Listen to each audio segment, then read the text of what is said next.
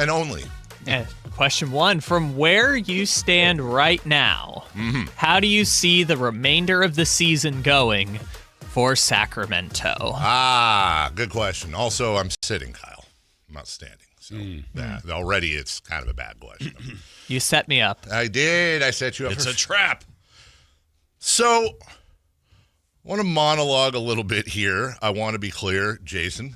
You may or may not agree with all that I am going to say, and I speak just for me. But generally, you and I, with some exceptions on the periphery, have been fairly in lockstep, as have a lot of Kings fans this year. And for the next few minutes, there's not going to be anything earth-shattering or breaking news. But I wanted to wait 10 games. I wanted to do the research. I wanted to look at everything. And I am ready to say I've seen enough 10 games into the year. And I'm ready to announce officially, the Sacramento Kings have officially entered rebuild stage. We're there. Now, this is not a tanking stage. You can't even make any trades till December 15th, I think. So let's be clear on what this is and what this isn't. But I've seen enough in both, and we'll get to Doug Christie and rotations as well.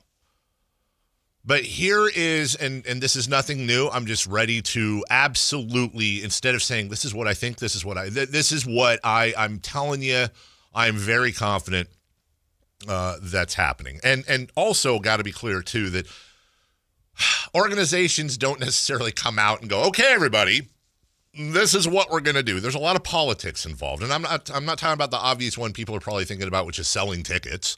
It's politics with players, for example. Scott Perry is what I would call a wartime consigliere. This is what he was in New York. You look at what New York is doing right now, what they've done the last couple of years. This is a team. They may not win a championship, but they sure as hell are in the conversation in the Eastern Conference to come out and hit the finals. Scott Perry went into New York with James Dolan as the owner. And this is a guy, and we've talked about this before, that turned over the entire roster with the exception of one minor player. It's not like he kept a star and built around. He turned over the entire roster within, I believe, before 2 seasons was up, in like 21 months. And I believed when he was hired, he is here to do the same thing. He is here to do a similar thing.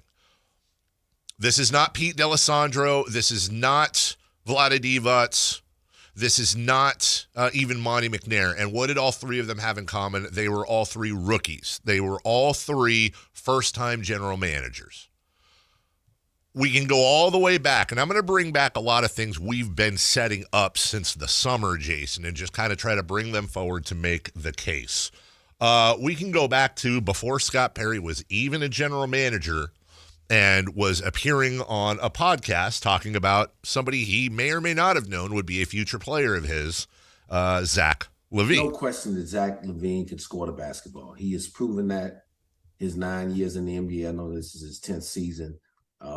He shot the ball well. He's a career 38% three-point shooter, explosive athlete. He has proven that he can score the basketball. Next thing that I look at is, does he impact winning? Zach LaVine has been to one playoff series in 9 years. So he's played a total of 4 basketball games, 4 playoff basketball games. So now I say to myself, I'm looking at paying 40 this year, 43, 46, and 49 million in subsequent years for a guy who, to this point, has not impacted winning to the level that his money says he should impact. So there's not a real match there, in my opinion. Now, as I look at the teams, and you bring up a good point, Mo, when you start talking about him as a third option. which I think is the best fit. Okay. I think Scott Perry came in, and this is where I'm going to do the dangerous thing that we do sometimes. And look, I can't use the past against Scott Perry. I can't. No, we can't use that against Scott Perry or a coach or anyone else. You can only judge them on their only his past. Only his past. Yeah. That's exactly right, Jason. I think when I really have been having fun with his Monday motivational things, because I do think that I don't think it's an accident. And you might think I'm reading too much into it. I don't think I am. I think Scott Perry has been sending out smoke signals for a while, and yesterday's was no different. He said, many people that have achieved great things have also endured failures along the way. One of the sustaining forces in their success was an unwavering faith in the final outcome. In the end, you won't be counting the number of times that you fell, but celebrating the wonderful reward which comes to those who endure each step along the way. They will be those holes and those missteps, they will be long forgotten. I think Scott Perry is making a direct reference to a rebuild. This is not just a this year thing. I know that there's a lot of Kings fans that are not going to welcome this news, but I think that most of them will, as long as it's laid out, and that's kind of what I'm trying to do. This is not just a this year rebuild. This is a next year rebuild. I'm here to tell you that this team will, at a minimum, I believe, all my opinions, will at a minimum be in a rebuild phase at minimum for the next 2 years. So playoffs, play-ins, almost certainly not going to happen. Part of the reason I say that is you look at their salary structures. They are paying $190 million this year, 48 to Zach LaVine, 42 to Domantas Sabonis, 25 to DeMar DeRozan. That right there is about $110, $120 million to 3 players. Next year, it actually gets even worse because Keegan Murray's $24 million extension kicks in from 11 this year. I believe they are looking at the next 2 years before they can truly start to move forward. So what are they going to try to do? Try to do is the operative word in the next 2 years. Oh, I almost forgot. Doug Christie is also, I don't know if he is the lowest paid coach in the NBA, but I know based on our conversations with Sam Amick, who sourced this news, he is amongst the lowest paid coaches in the NBA with a 2-year deal that has a team option for the 3rd season. Everything you have to continually remember, and you're going to get bored of this. We're going to bring this up time and time again. This is a 2-year minimum project. At the end of those 2 years, the Kings will then, of course, again, assuming Doug's still here, and this is the NBA, but assuming he is, and I believe he probably will be, they'll be able to, at that point, I believe, Jason, they are going to want to be much lower on payroll with the ability to either sign a free agent or absorb money in a contract or in an expiring for draft capital. They are going to be much younger. Right now, I believe they're the 3rd oldest team in the NBA. I think they're going to try to flip that on its ear and be bottom or top 10, however you want to say it, in youngest teams.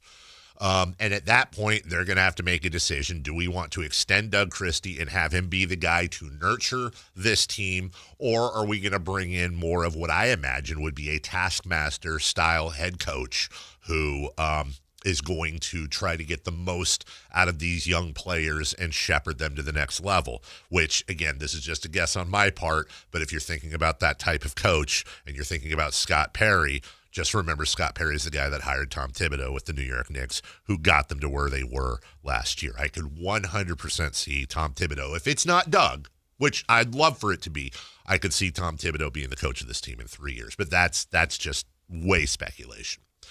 I think by the end of this season, when you want to talk about playoffs or play-in or successes, I think Kings fans, as we shepherd through what is actually the first real, true, dedicated rebuild that we've ever seen. Some people are going to say, we've been rebuilding for 40. No, we haven't. We've just been bad for 40 years. There has not been a dedicated, purposeful rebuild.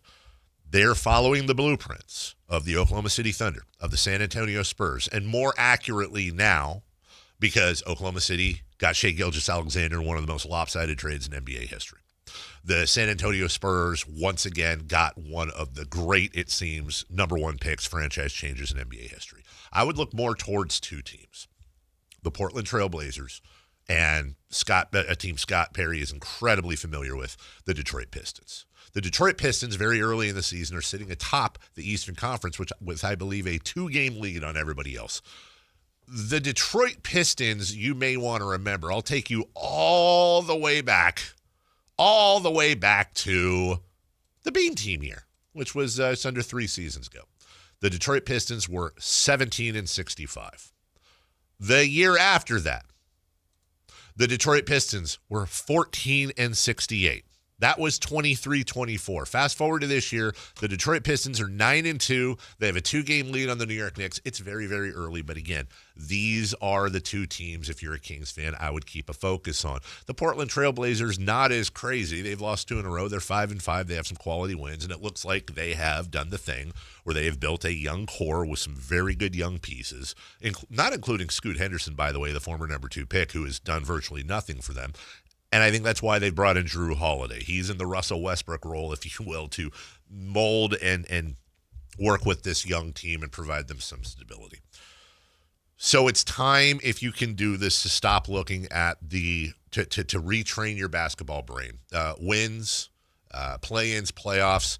These are not the things we're going to need to look for over the next 2 years, because I don't think they're going to be very common, or as common as we would hope them to be.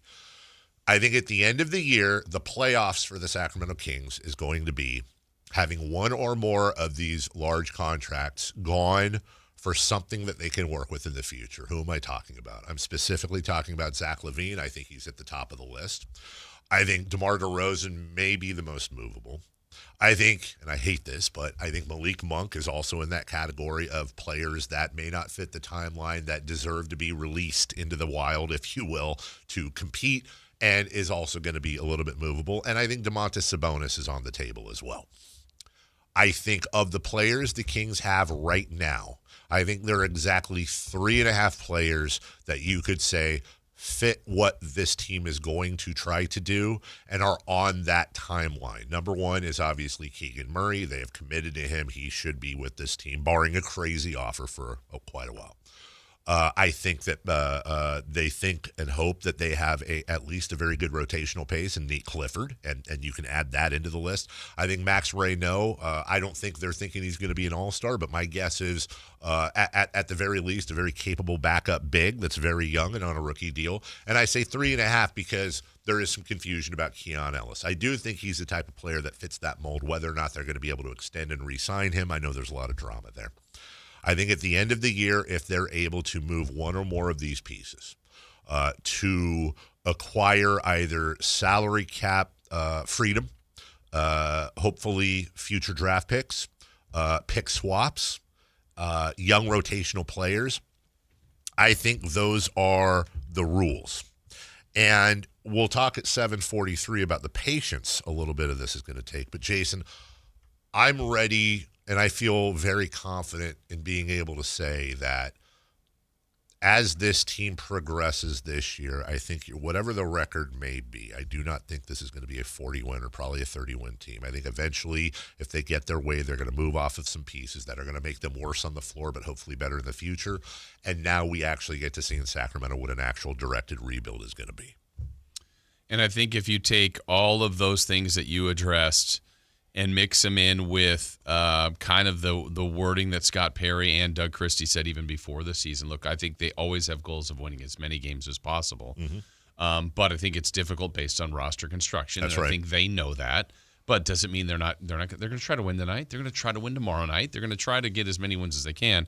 But I think inside the words that they've been saying is they're really trying to build a sustainable culture too. Yes. And I think the culture can lie in better contracts, some younger players too. It doesn't mean these guys can't do it, but I think they're just in a really unique and weird position. I think if that's almost been kind of the universal thing. I talked to one of the announcers from Minnesota the other day. He goes, "Boy, you have a weird team." I'm like, "Yeah, well, that's kind of acceptable." It's like he sees some things. I go, "Yeah, there's some things here that on certain nights you go, wow, they look pretty good tonight." Mm-hmm. Facts. Mm-hmm. And other nights they get a team that loses by 20 plus and you see some of the deficiencies. So, yeah, I think all along we have thought at some point in this year they have to make some changes. And I think it's the reality that they will do.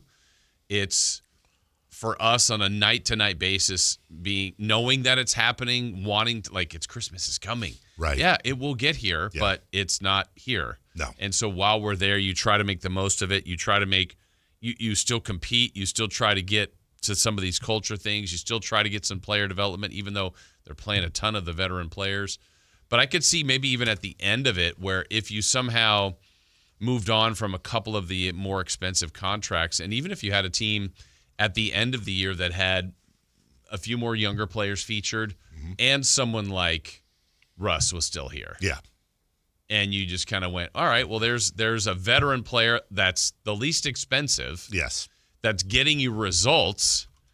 And, the team may not be winning a lot of games, but he's leading in a way like, look, that guy plays hard on a 18-win team, on a 24-win team, on a 60-win team. He's kind of the same player. And I think to your point of the individual pieces you're talking, I think there's no doubt they can move DeMar. I agree. It's just what's the best deal? When do you strike? I think he would be coveted. The one that's interesting, I would like to ask you this. Who honestly do you think is more difficult? I think we've all landed and said LaVine. Yeah. Is Sabonis more difficult to move than LaVine based on there's a few dollar – I say a few. There's dollar differences. Sure. We're talking about a $5 to $6 million, which I shouldn't treat it that trivially. Sure, yeah. But Sabonis has paid a lot of money and is for a lot more years. Sabonis makes $5 million less than LaVine this year. He makes $3.5 million less the following year. Let's remember Zach has a player option that he may or I don't think he's going to let go. But I don't. But you don't know. You don't know. He might get a better. Then all of a sudden he's 1 year. That's exactly right. Or the rest of this year. That's exactly right. And then Sabonis makes $48.6 million the following year. I think it's a great question, Jason. I don't have a solid answer for you. I think you're dealing with the 3-time defending rebound champion who is he's going to be in his prime for the remainder of his deal. I think if they do trade Domas, I don't think it's a coincidence, Jason, that Domantas Sabonis' career has spanned, I think I got this right, Oklahoma City, Indiana, and then Sacramento. Which they're all 3 small markets as well. I think when you look at a Sabonis, I think it's going to be a small market that needs a piece down low that also knows that he's locked up for the next couple of years and they don't have to worry about him moving. I think ultimately when it's all said and done, that's probably where Sabonis would get moved. I also think that it's important to talk to, and I'm glad Trent is in our chat, because I think there are a lot of Trents out there. And I don't say that in a bad way. This is what Trent is going, what I'm going to read from Trent right now is I think is a perfectly understandable thought process. All right. He's got a bunch of them, but winning is the only thing that matters. This is loser talk. And I've talked with Trent enough to know where he stands on this stuff. Well, let's go to the thing. Winning is the only thing that matters. Okay. We have been so conditioned to sucking in this town. Not over the last 10 years, over the last 45 years, 40 years, whatever. That we look at the second best time, arguably, in team history, the second best era to be the Beam team here. I think if it's not second, it's third. It's definitely top 3. Obviously, 2002 is number 1. When you really think about it, over a 40-plus year period, the biggest highlight in this franchise's history is making and losing a Western Conference final. Arguably, the second biggest highlight is making the first round and losing on your home floor in 7 games. That's the top of the pops here. To 95% of the rest of the NBA, that's horrible. There are so many teams out there right now, I would say at least half the league, that if you lost in 7 games and you were the 3 seed and the other team was the 6 seed and you lost, that's a failure of a season, but that's what expectations or lowered expectations will do. The idea here is not to do that and not to take shortcuts. The idea here is to build a sustainable winner that is able to compete year in and year out. So for Trent, I would simply say, and for those thinking, this sucks, I don't want to see this team lose a bunch, this is loser talk, you play to win the game. I wish Herm Edwards had never said that. It's so taken out of context. Winning is everything. Yeah. You're 100% right, but I would like to amend with all respect to Herm Edwards, I would like to amend his quote because I think it would serve better. You play to compete for a championship. Ultimately, that is what every team drives to, and there can only be one. And everybody else didn't win a championship, but I'd rather lose in the Super Bowl, Buffalo Bills. I'd rather lose in the Super Bowl, latest example of the 49ers, than suck every year. And I think most people would agree with that. So I would say to the Trents of the world, if this is pulled off the way they are going to try to pull it off, and there's a lot of ifs, man. This doesn't guarantee anything. Oh, no way, yeah. You've got to pick. You get the picks, right. Great. You got to make them. You make a trade, got to be the right ones. But if you give yourself enough darts to throw at the board, you give yourself a better chance. For example, Oklahoma City's draft history. I've got it in front of me right now. Now, last year in the second round, they grabbed A.J. Mitchell. It looks like a hell of a steal, potential sixth man of the year. Nikola Topic, who may be wonderful, but again, he's dealing obviously with some serious personal health issues, has done nothing in the NBA as of yet. 2023, Derek Lively, who was traded. Hunter Tyson, who was traded. Keontae Johnson. 2022, Peyton Watson, traded to Denver. Jalen Williams, not that Jalen Williams, the other Jalen Williams. Chet Holmgren, and then the all-star Jalen Williams. Very good year for them. The year before that, Miles McBride, Rokas Jokubaitis, Trey Mann, Alperen Şengün, who was traded to Houston. Josh Giddey was traded for Caruso. It's a good, and then you go to 2020, Cassius Winston, Emmanuel Quickley traded to New York, Brandon Clark traded to Memphis. There's a lot of names in there. It's a good draft history. It's not an insane draft history.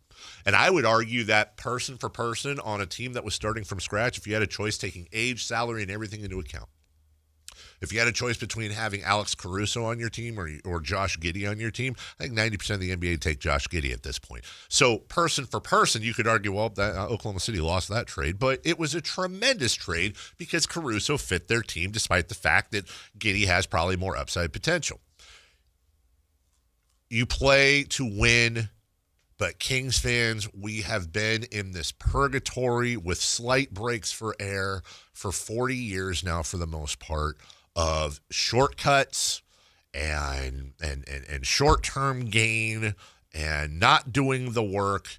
We've been through pain, but there's nothing worse than this purgatory of 30, 40 wins, a low draft pick, a play-in now, or a low playoff seed at best, and then starting all over again. And we're an older team. It's a mismatch. It's a bad roster construction.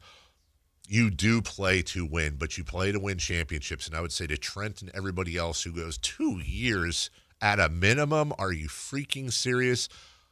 I'd rather take the next 2 years and be on a directed, professional, dedicated rebuild than take the next 2 years and fart around like we have been and be in this position of ground floor in 3 years, continually an outpost of the NBA. Yeah.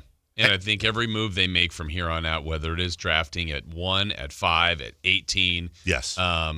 Did you get a good draft pick? Did you get a player that you believe, look, this player is going to fit this team and help the team? Every trade they make along the way. You don't want it to be where, like even what's one of the most successful trades they've had in recent years? How about the Kings? Yeah. Sabonis, Halliburton. And some still rip that. Sure. And they got a good player in Sabonis. Yeah. Now, I'd rather have Halliburton. That's fine. Totally but you want to still be in a spot where you go, Kings did okay there. Nope. Kings did okay there. Sure. Like they need to be in more of those conversations than what are they doing? Right. Kind of conversations. We'll take a break. When we come back, we got breaking news. Kyle will let us know what that is. I don't know what the hell it is. And also, we'll take a look at tonight versus Denver. After that, let's talk about the patience required for this, as we're talking about the Kings on a rebuild track. Let's talk about the patience from the fan base point